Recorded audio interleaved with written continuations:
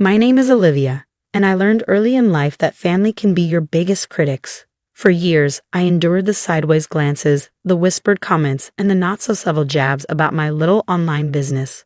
My sister Madison was always the star of the family, the golden child who could do no wrong. I still remember the day I told my family I was leaving my corporate job to start my own business.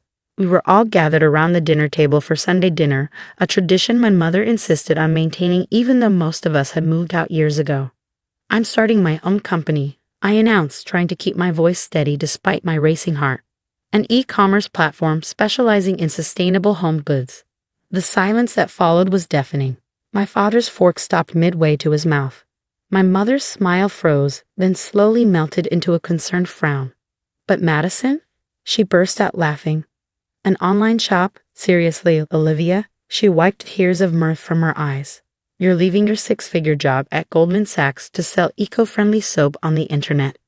"It's more than just soap," I started to explain, but Madison was already talking over me.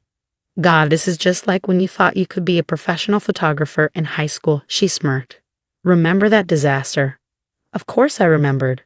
Madison had never let me forget how I'd spent my savings on a professional camera, only to have my small photography business fizzle out after a few months. But this was different. I had a plan, market research, and most importantly, a vision. My father cleared his throat. "Olivia, honey, maybe you should think this through. Your job at Goldman is stable, prestigious. You're on track for senior management." "I have thought it through," I insisted. "The market for sustainable products is growing exponentially. I've already secured partnerships with several artisanal manufacturers. And artisanal manufacturers," Madison interrupted, her voice dripping with disdain. "You mean people making soap in their garages?" My mother reached across the table to pat my hand. "Sweetie, we just want what's best for you. Look at Madison, she's killing it at her tech company. Executive VP at 32. Now that's something to aspire to." I pulled my hand away, feeling that familiar ache in my chest. Madison had always been the family's measuring stick for success. Her prestigious MBA, her rapid corporate climb, her magazine-worthy wedding to a venture capitalist. Everything she did was perfect. "My decision is made," I said quietly but firmly. "I start next month." That was 3 years ago. 3 years of building my company, Eco Haven, from the ground up. 3 years of working 18-hour days, learning every aspect of e-commerce, and carefully cultivating relationships with sustainable manufacturers across the globe. 3 years of enduring my family's constant judgment and Madison's mockery. What they didn't know was that Eco Haven wasn't just an online shop. Behind the scenes, I had built a sophisticated platform that connected eco-conscious consumers with verified sustainable producers. We didn't just sell products. We created a marketplace that revolutionized how people bought and sold sustainable goods. But I kept that part quiet. Let them think I was just selling soap. Every family gathering became an exercise in restraint. Madison would inevitably steer the conversation toward her latest achievement, a major merger she was overseeing, a new office opening in Singapore, the tech magazine that featured her as one of 30 under 35 to watch. "How's your little shop doing, Olivia?" she asked, her voice sweet with fake concern. "Still managing to keep the lights on." I'd smile and give vague answers about steady growth and expanding product lines. Meanwhile, I was closing deals with major retailers, developing proprietary software for supply chain verification, and quietly buying up smaller competitors. Last month's Sunday dinner was no different. Madison swept in late, as usual, dressed in a designer suit that probably cost more than what she thought I made in a month. "Sorry I'm late," she announced, air-kissing everyone's cheeks. Board meeting ran long. "We're finalizing the details of our expansion into the Asian market." My mother beamed. "That's wonderful, darling." "Isn't that wonderful, Richard?" She prodded my father, who nodded appreciatively. "Very impressive," he agreed. "Your company's stock has been doing exceptionally well." Madison preened under the praise. "Well, leadership is all about vision and taking calculated risks. Speaking of which," she turned to me with that familiar condescending smile. "Poor Sarah, still running that pathetic online shop? You know, we're always hiring at TechFront. I could put in a good word for you. Get you a real job." I took a sip of wine to hide my smile. If only she knew that her company's recent success was partly due to the e-commerce management software I get license from one of my shell companies. Thanks, but I'm doing fine, I replied mildly. Madison laughed. Fine, honey, you're 35, single and selling organic dish soap on the internet. That's not fine, she gestured vaguely with her wine glass, settling. Our mother jumped in, ever the peacekeeper. Madison, don't be harsh. I'm sure Olivia's business is sustainable. She said the word like it was foreign, throwing me what she probably thought was a supportive smile. Actually, I started to say, but Madison was already launching into a story about her recent meeting with potential investors from Shanghai. I let her talk, let her bask in her perceived superiority, because I knew something she didn't, something none of them knew. While Madison had been climbing the corporate ladder at TechFront, I had built EcoHaven into a powerhouse. Our proprietary blockchain-based authentication system for verifying sustainable products had become the industry standard. Major retailers were fighting for partnerships. Venture capital firms were begging to invest. But the best part? I had just received some very interesting information about TechFront, Madison's precious company. Their expansion plans weren't going as smoothly as she claimed. In fact, they were in serious trouble. I excused myself early that night, citing an early morning meeting. As I drove home to my penthouse apartment, the one my family thought I couldn't afford, I couldn't help but smile. Madison's carefully constructed world was about to crumble, and she had no idea. Little did I know that in just 2 weeks, my sister would be standing in my office, her designer mascara running down her face, begging for my help. But that's when the real story begins. The call came at 3 a.m., 2 weeks after that family dinner. I was still working, reviewing contracts for our expansion into European markets, when Madison's name flashed across my phone screen. I almost didn't answer. She never called me unless it was to gloat about something. Olivia? Her voice sounded strange, shaky. I need to see you. It's important.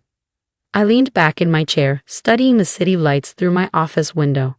It's 3 a.m., Madison. Please, she whispered. Please, I need your help.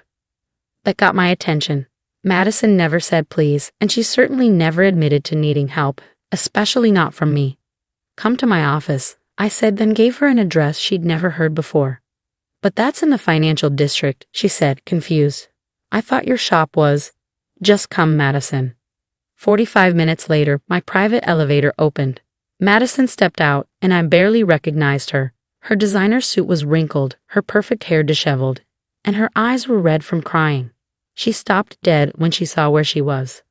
The top floor of the Miller building was a far cry from the small warehouse space she thought I worked from. Floor-to-ceiling windows offered a panoramic view of the city. The reception area alone was bigger than her entire office at TechFront. I don't understand, she stammered. What is this place? I stood up from behind my desk. Welcome to EcoHaven's global headquarters.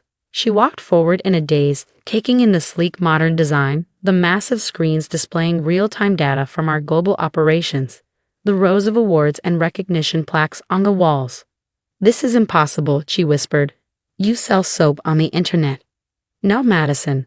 I built a revolutionary e-commerce platform that's currently valued at just over $2.8 billion. The soap was just the beginning. She sank into one of the leather chairs facing my desk, her legs seemingly giving out. But, how? Why didn't you tell us? I sat down across from her.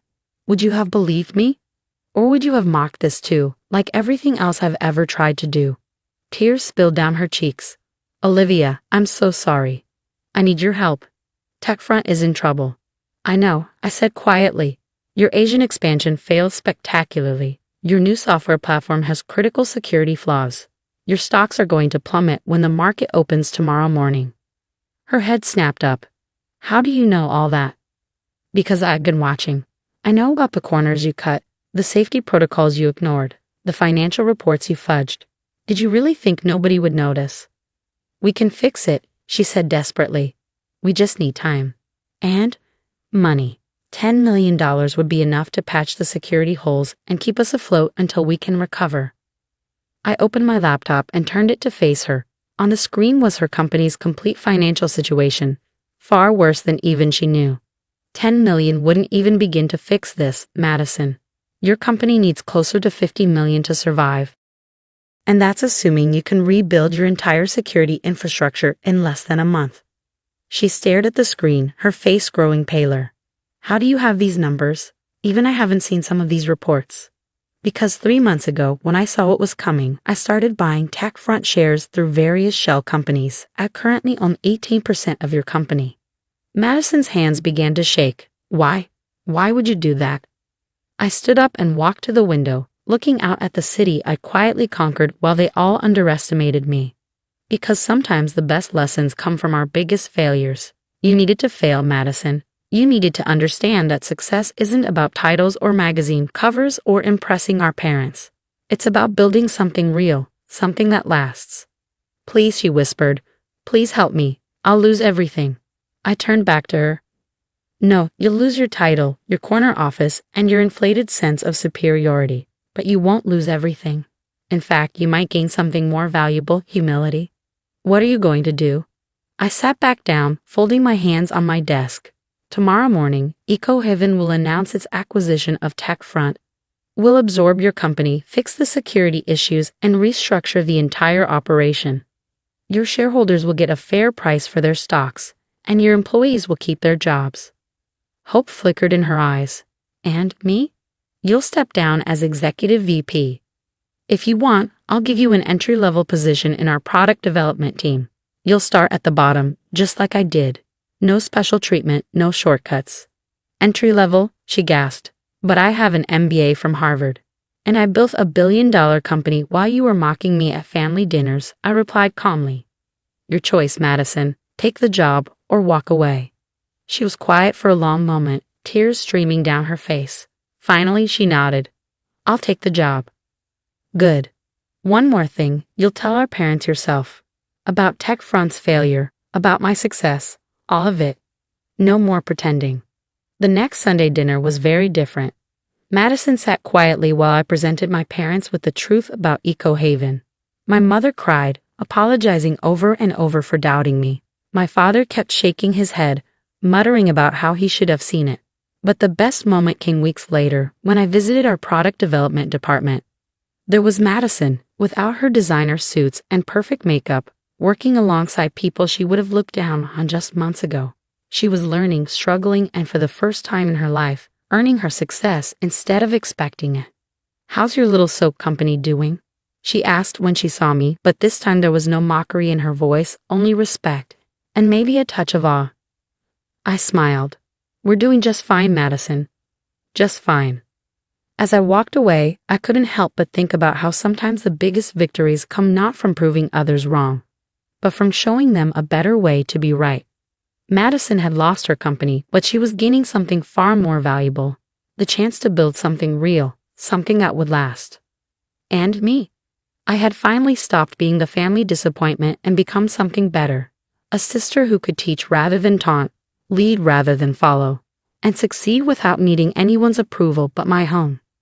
The next time someone asks me about my little online shop, I just smile and remember that success doesn't always need to shout to be heard. Sometimes the quietest businesses make the loudest statements, and the best revenge isn't proving others wrong. It's proving you're